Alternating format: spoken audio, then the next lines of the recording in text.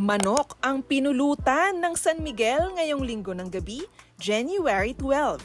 Yan ay matapos makalusot ang Beermen kontra Magnolia, 85-78 sa PBA Season 49 Commissioner's Cup.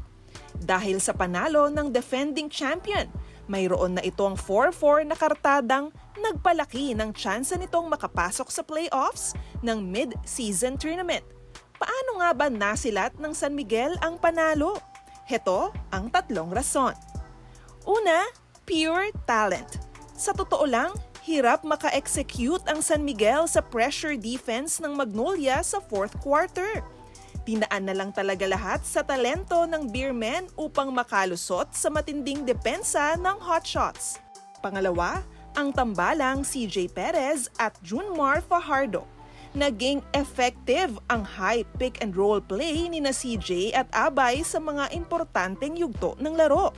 Pero si Perez ang pinaka-nagningning matapos magtala ng 23 points, 6 rebounds, 10 assists, 4 steals at 1 block. Si Perez ang nag-step up para sa San Miguel sa huling 4 na minuto ng laro kung saan nagpakawala siya ng 8 puntos, kabilang na ang 2 tres. And I know na CJ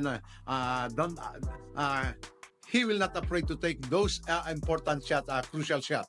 Inamin ng The Predator na may kinakaharap siyang pagsubok pagdating sa pag-ambag sa opensa ng koponan ngayong conference.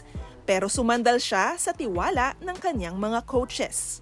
Yun nga, nag-struggle nga ako this conference pero nakikita ko naman hindi naman nawawala yung trust nila coach sa akin. So it's just me na kung paano ko mag-respond dun sa trust na binibigay nila coach. Huli, Marshall Lassiter.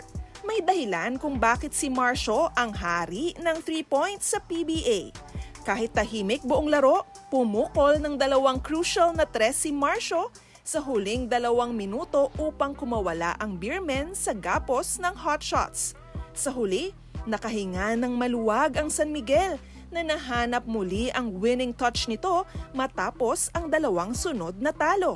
And this is a good thing for us to win against Magnolia because they are our contender to get into the top 8. And this is a big big event for us. Or else we will slide down to the bottom 4. So and that's why we don't want to happen. Sa tingin mo ba ay magtutuloy-tuloy na ang panalo ng Beermen para sa matagumpay na pagdepensa ng kanilang trono? I-comment mo na ang iyong opinion below. For more stories, check out onesports.ph.